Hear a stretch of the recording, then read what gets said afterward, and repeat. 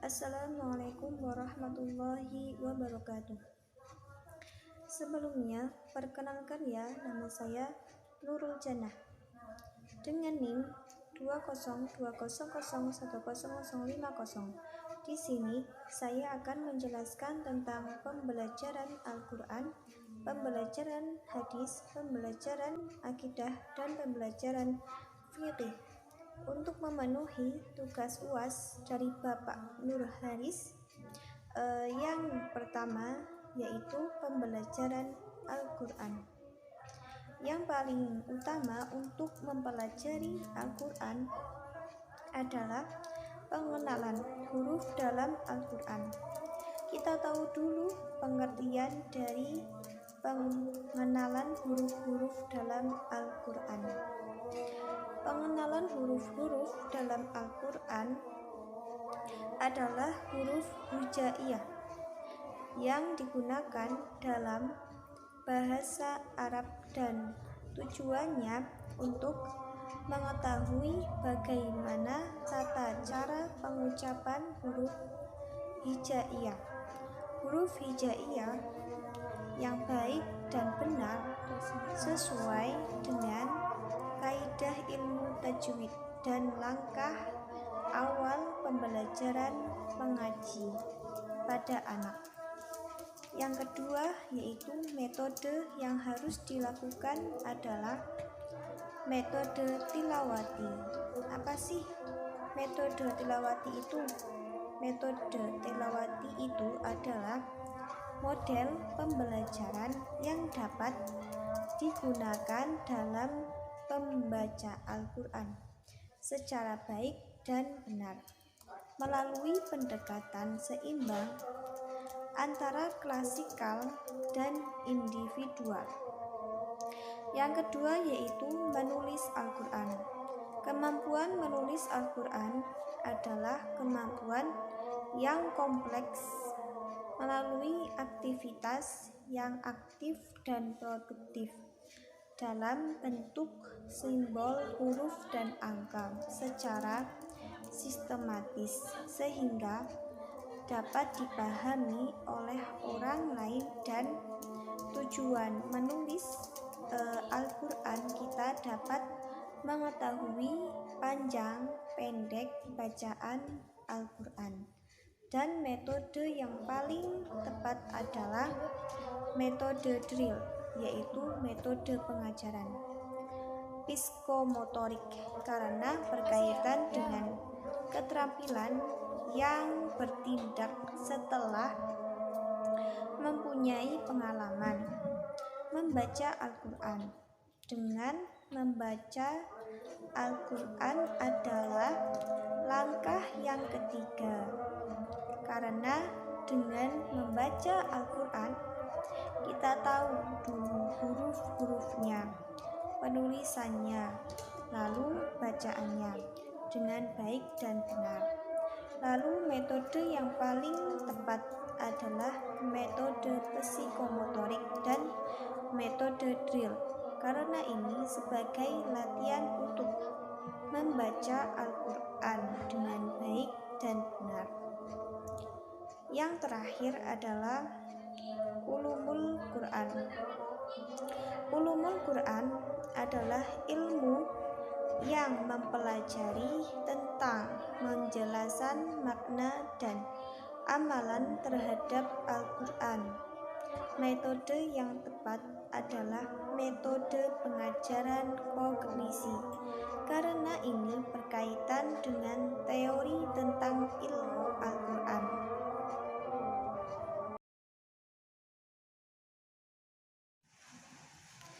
Di sini saya akan mempelajari hadis. Macam-macam hadis itu ada 3, yaitu matan, sanad, dan ulumul hadis. Di sini saya akan menjelaskan tentang pengertian matan. Matan secara etimologi yaitu tanah yang tinggi dan keras. Sedangkan menurut istilah, matan adalah sebuah kalimat yang terletak setelah berakhirnya sanad suatu hadis dan syarat-syarat matan adalah: 1. Tidak tertuduh dusta. 2. Tidak mengandung syad. 3. Diriwayatkan melalui jalan lain. Macam-macam yang kedua yaitu sanad. Dari segi bahasa, sanad artinya tempat bersandar. Sedangkan menurut istilah, suatu yang dapat dipegang atau dipercaya.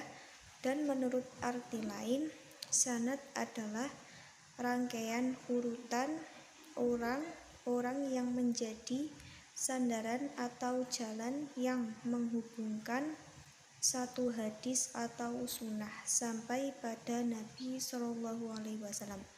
Jadi tujuan dari mempelajari hadis yang sahih dari selainnya dan mengetahui keadaan dari suatu hadis, apakah hadis tersebut sahih, hasan, atau bahkan dhaif.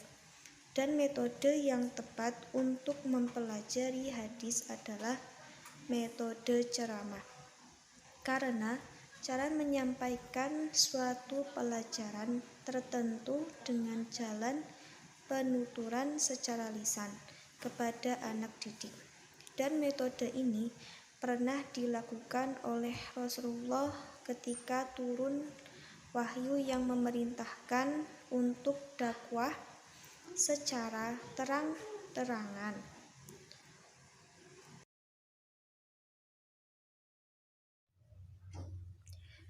Selanjutnya adalah pembelajaran akidah.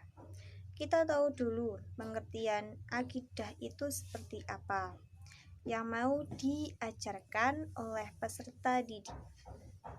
Pengertian akidah adalah iman, kepercayaan, dan keyakinan. Dan akidah itu sebagai sebuah keyakinan kepada hakikat yang nyata yang tidak menerima keraguan dan bantahan. Salah satu bentuk dari akidah adalah rukun iman, bahwa kita meyakini tentang penjelasan Allah SWT dan Rasul mengenai keberadaan Tuhan. Rukun iman itu ada 6, dan cara untuk menghafalkannya adalah: yang pertama, rukun iman kepada Allah SWT. Cara mengajarkan kepada anak adalah mengajak anak selalu menjalani perintah Allah SWT. Yang kedua, iman kepada malaikat. Cara mengajarkannya adalah meyakini dan mengetahui terlebih dahulu tugas seluruh malaikat. Yang ketiga adalah iman kepada kitab-kitab Allah SWT. Cara mengajarkan anak mengenai rukun iman yang ketiga adalah memegang teguh terhadap Al-Quran dan mengamalkannya dalam kehidupan sehari-hari. Rukun iman yang keempat adalah iman kepada Nabi dan Rasul yang diajarkan kepada anak-anak itu untuk mengikuti Nabi Muhammad SAW. Yang kelima adalah iman kepada hari akhir, dan cara mengajarkan anak untuk beriman kepada hari akhir adalah mengajarkan mereka untuk selalu menjalankan ibadah dan berdoa akan diberikan keselamatan saat hari kiamat. Nanti yang terakhir adalah iman kepada qada dan qadar, dan cara mengajarkan iman kepada qada dan qadar yaitu selalu bersyukur atas segala hal yang diberikan Allah SWT, selalu sabar dan juga tawakal. Pembelajaran yang harus diterapkan adalah rukun iman dan cara mengajarkannya, logikanya, mungkin kemampuan dari peserta didik, dan metode yang tepat untuk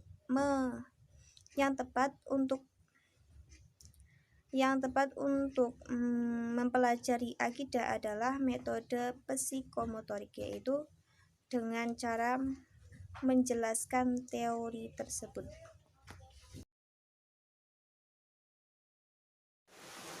Yang terakhir adalah pembelajaran fikih. Kita perlu tahu dulu fikih itu seperti apa. Fikih adalah pembelajaran Islam yang menjelaskan tentang rukun Islam, muamalah, jinayah, dan jihad.